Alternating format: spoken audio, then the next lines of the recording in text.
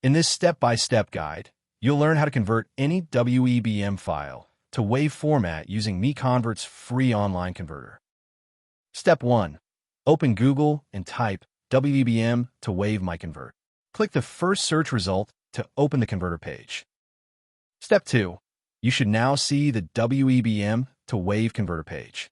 Everything you need is right here on one page. Step 3. Click Choose File. Find your WEBM file in the file browser, select it, and click Open to upload it. Step 4. Your file is now uploaded.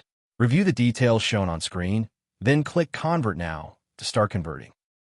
Step 5. Wait for the conversion to finish. The progress bar shows how much is done. It won't take long.